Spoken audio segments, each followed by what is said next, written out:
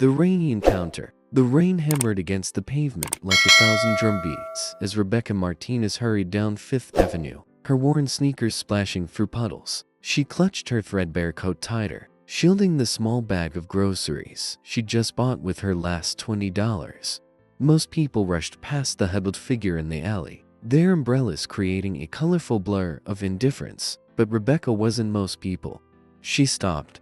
The man sat against the brick wall, drenched and shivering, his dark hair plastered to his forehead. His clothes were filthy, torn jeans and a jacket that had seen better days. But it was his eyes that caught her attention, piercing blue, filled with a depth of sadness that made her heart clench. "Sir, are you okay?" Rebecca knelt beside him, ignoring the puddles soaking into her jeans. He looked up, startled, as if he'd forgotten what kindness looked like. Fine." His voice was hoarse, barely audible over the rain. "You're not fine. You're freezing." She pulled off her scarf, the only warm thing she owned, and wrapped it around his neck. "When's the last time you ate?" The man's jaw tightened. "I don't need charity." "It's not charity. It's human decency." Rebecca reached into her grocery bag and pulled out the sandwich she'd planned for her own dinner. "Please, just eat something." For a long moment, he stared at her, those blue eyes searching her face as if trying to solve an impossible puzzle. Then, slowly, he took the sandwich. "Thank you," he whispered. Rebecca sat beside him, not caring about the rain or her ruined coat. "I'm Rebecca. What's your name?"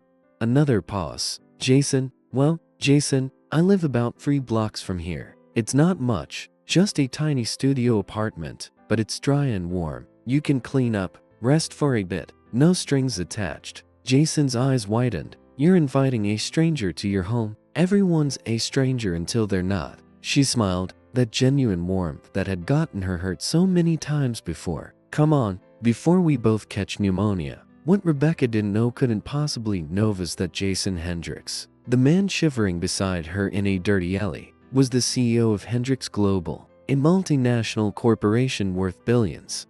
2 weeks ago, Jason had walked away from everything: his penthouse, his empire, his suffocating life of board meetings and fake smiles. He'd wanted to disappear, to understand what it meant to have nothing, to see if anyone would care about Jason the person rather than Jason the billionaire. He'd expected cruelty, indifference, perhaps pity. What he never expected was Rebecca. Rebecca's apartment was exactly as she'd described to me, with peeling paint and a radiator that clanked more than it heated. But it was clean, filled with books stacked everywhere and photographs of smiling people taped to the walls. "The bathroom's through there," Rebecca pointed, grabbing a towel from a small closet. "I'll find you some dry clothes. My ex left some stuff here." While Jason showered, Rebecca heated up soup on her ancient stove, her mind racing. Her best friend Maria would kill her for this, bringing a homeless man into her apartment at night, alone. But something about Jason felt different. Beneath the dirt and exhaustion, there was something refined. The way he spoke, carried himself, even in his broken state. Jason emerged wearing sweatpants and a t-shirt that were slightly too small, his dark hair damp and combed back. Without the grime, Rebecca could see he was younger than she'd thought, maybe early 30s, with sharp features and that haunted look in his eyes. "Soup's ready," she said, suddenly shy. They ate in silence at her small table, the rain still pattering against the window. Jason ate slowly, deliberately, as if he'd forgotten how food could taste. "Why did you help me?" he finally asked. Rebecca shrugged. "Why wouldn't I? Most people wouldn't even look at me." "Then most people are missing out." She met his gaze directly. "Everyone deserves kindness, Jason. Everyone deserves to be seen." Something shifted in his expression, pain, wonder, something raw and unguarded. "You have no idea who I am." "Does it matter?" "It should." "Well, it doesn't." Rebecca stood to clear the dishes. "You can sleep on the couch tonight. Tomorrow, if you want, I can help you look for a job. I work at a community center where I have resources, connections." Jason watched her move around the tiny kitchen. This woman who worked at a community center, who gave away her scarf and her dinner to a stranger, who offered help without expecting anything in return. In his world of contracts and calculated moves, Rebecca Martinez was an impossibility, a kindness so pure it almost hurt to witness. "Rebecca," he said quietly, She turned, dish soap suds on her hands. "Thank you for seeing me," she smiled, and Jason realized with startling clarity that this woman, this beautiful, impossible woman, had just changed everything. He was supposed to be observing humanity from a distance, documenting the cruelty of a world obsessed with money and status. Instead, he'd found someone who challenged every cynical belief he'd ever held. And for the first time in years, Jason Hendrix felt something he thought he'd lost forever: hope.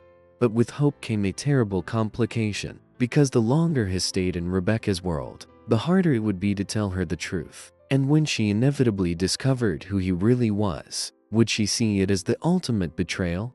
As Rebecca hummed softly while washing dishes, Jason made a decision that would change both their lives. He wouldn't leave tomorrow or the day after. He would stay in this world she'd opened for him, learn from her kindness, understand her truth. And somewhere along the way, without meaning to, without planning for it, Jason Hendrix was falling in love.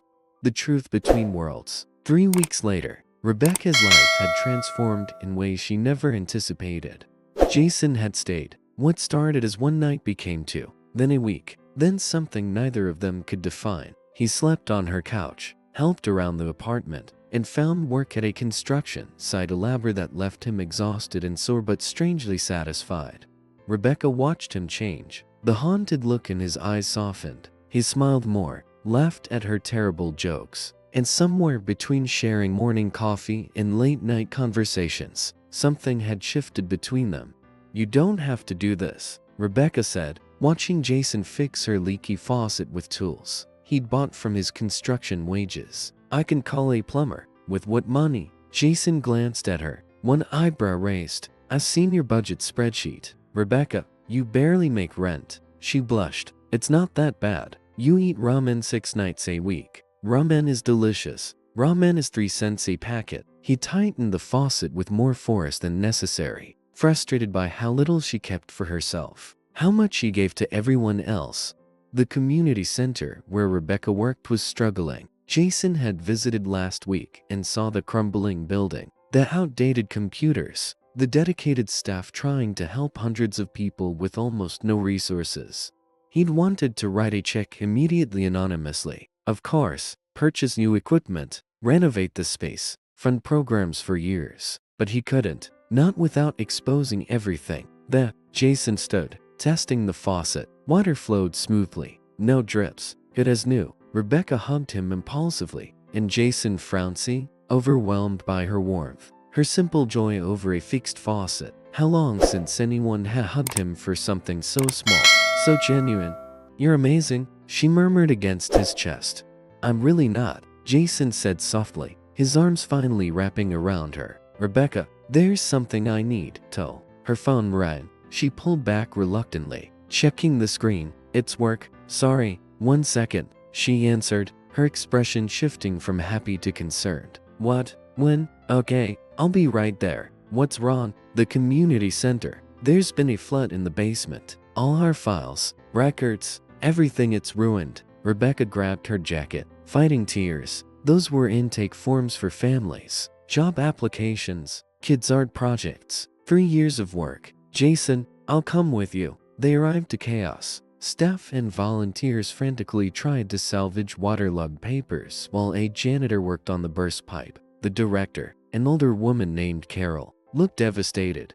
"We don't have insurance for this," Carol told Rebecca quietly. "I don't know how we'll recover." Jason surveyed the damage. With the practiced eye, he dealt with corporate emergencies worth millions. This was fixable, easily fixable. One phone call to his assistant, and this entire building could be renovated in weeks. But he'd have to reveal himself, end the lie, lose Rebecca's trust forever. He watched her comfort Carol, organize volunteers, turn crisis into action with that same kindness that had stopped her in the rain 3 weeks ago. She was extraordinary, and she had no idea. "Jason," Rebecca touched his arm. "You okay? You look pale." "I'm fine, just thinking." "About what?" "About how I'm living a lie. About how I have enough money to solve all of this in seconds, but I'm standing here like a coward. About how I'm falling in love with you, and you don't even know my real name is plastered on buildings across the city. About how we can help, he said instead. That night, back at the apartment, Rebecca collapsed on the couch. Exhausted, Jason sat her day beside her, their shoulders touching in the comfortable way they developed over weeks of proximity. "Thank you for coming today," she said quietly. "It helped, having you there." "Always." The word came out more intensely than he'd intended.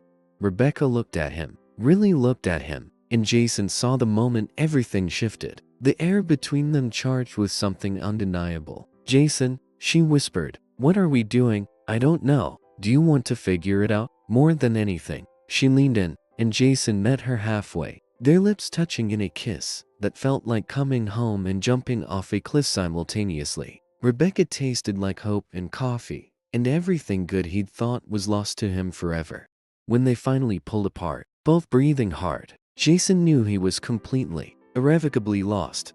"I need to tell you something," he said, his forehead resting against hers. "Okay, I'm not." His phone buzzed in his pocket, the prepaid flip phone he bought to stay off the grid. Nobody had this number except one person, Marcus, his head of security, and only for absolute emergencies. He checked the message and went rigid. "Board is forcing emergency vote. They're declaring you incapacitated. Company will be sold if you don't return within 48 hours. "I'm sorry, Jason." Rebecca felt him tense. "What's wrong?" "Everything." "Nothing." The entire carefully constructed lie of the past 3 weeks collapsing in a single text message. "I have to go." Jason stood abruptly. "Something's come up." "What?" "Where?" "I can't explain right now." He grabbed his jacket, new one he bought with construction money, a far cry from his $1,000 suits hanging in his penthouse closet. "Jason, you're scaring me." He turned back, memorizing her facetous warm brown eyes, the concern written in every feature. "Rebecca, I need you to trust me. I will explain everything, I promise, but right now, I have to handle something." "Is it dangerous?" "More than you know, because I'm about to choose between saving my company and keeping your trust, and I'm not sure I can do both."